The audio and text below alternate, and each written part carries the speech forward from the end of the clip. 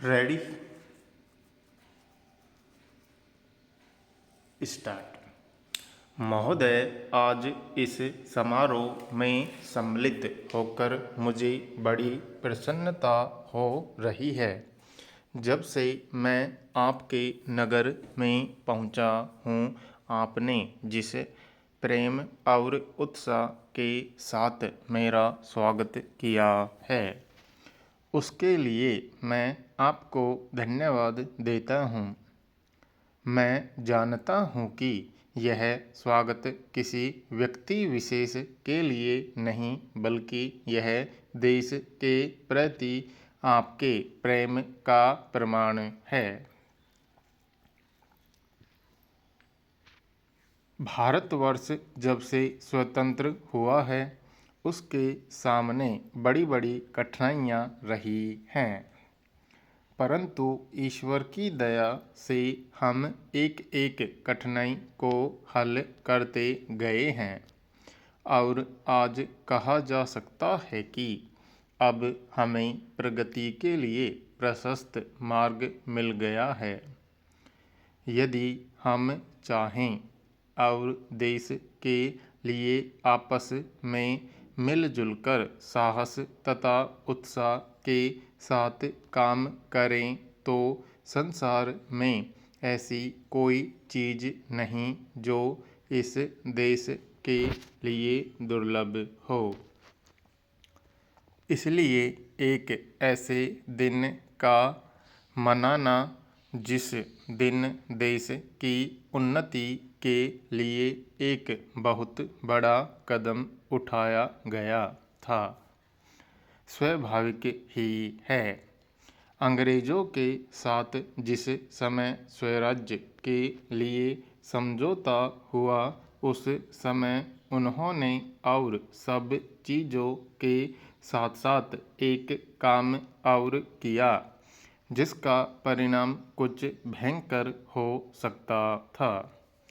जहां एक और अंग्रेजी राज्य सीधे तौर पर चलता था, वहां दूसरी ओर देसी नरेशों के अधीन 600 से अधिक रियासतें भी थीं।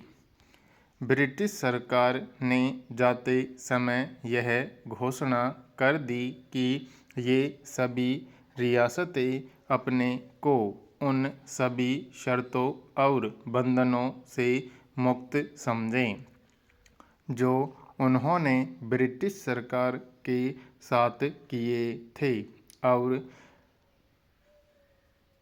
प्रत्येक का अधिकार है कि वह चाहे तो हिंदुस्तान के साथ अथवा पाकिस्तान के साथ मिल जाए या अपने को स्वतंत्र रखे।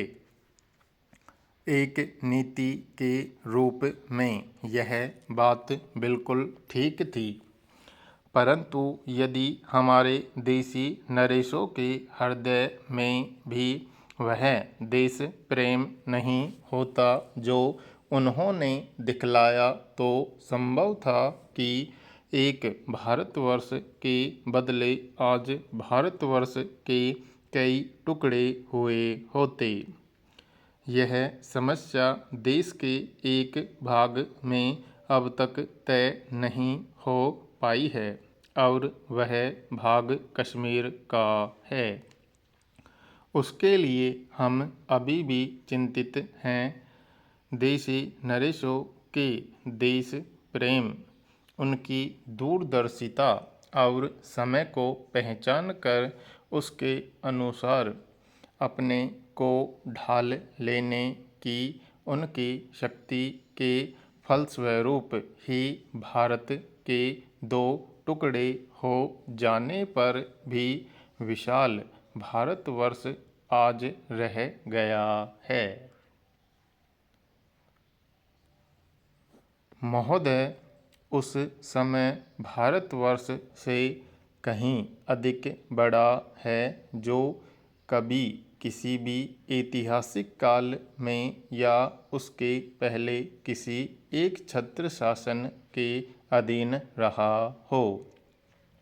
आप जानते हैं कि भारतवर्ष इतना बड़ा देश है, पर संसार के और बड़े बड़े देशों की सैनिक शक्ति के सामने उसकी शक्ति बहुत कम है। इंग्लैंड, अमेरिका और रूस की सैनिक शक्ति के सामने हमारी शक्ति बहुत कम है। ऐसी स्थिति में हमारे सामने प्रश्न यह है कि क्या हम किसी के सामने झुक जाएं, किसी के साथ मिल जाएं, या अपने को तटस्थ और स्वतंत्र रखें। किसी के साथ मिल जाने का अर्थ यह हो सकता है कि हमें उसके प्रभाव या उसकी शक्ति का लाभ मिले, परंतु उसका परिणाम भयंकर हो सकता है। यदि उन पर कभी संकट आया तो हम पर भी आएगा। यदि हम अलग रहते हैं तो हम अपने पैरों पर खड़े होकर अपनी शक्ति से बहुत कुछ कर सकते हैं। हमारे प्रधानमंत्री ने इसी नीति को अपनाया है, और यद्यपि आरंभ में हमारे अपने देश में ही बहुत से लोगों ने इसको नहीं समझा था, पसंद नहीं किया, परंतु आज हम देख रहे हैं कि उसका परिणाम क्या हो रहा है। हमारे प्रधानमंत्री ने इस बात की घोषणा कर दी कि हम किसी भी दूसरे देश के साथ गठबंधन नहीं चाहते और हम स्वतंत्र रहकर अपना कामकाज अलग चलाएंगे। हमारे बहुतेरे लोगों ने यह समझा कि यदि हम किसी बलशाली देश से मिलें तो और कुछ नहीं तो कम से कम आर्थिक सहायता तो मिलेगी। जो देश यह चाहते थे कि हम उनके साथ मिलें, उन्होंने तो बुरा माना ही। उन्होंने यह नहीं समझा कि हम अपने को अलग रख रहे हैं, न कि उनके विरोधियों के साथ मिल रहे हैं। जैसे जैसे समय बीतता गया, धीरे धीरे उन्होंने भी हमारी विदेशी नीति को समझा। आज संसार के लोग मानने लग गए हैं कि भारतवर्ष अपने दृष्टिकोण पर स्थित है।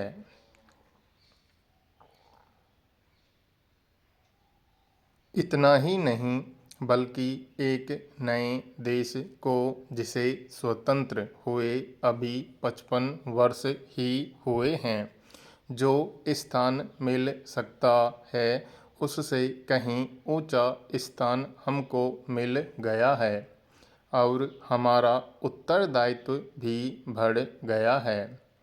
मैं मानता हूँ कि इसी प्रकार यदि हम महात्मा गांधी के दूसरे सिद्धांतों को भी अपनाएं और उसके अनुसार आचरण करें तो इसका संसार पर बहुत प्रभाव पड़ेगा।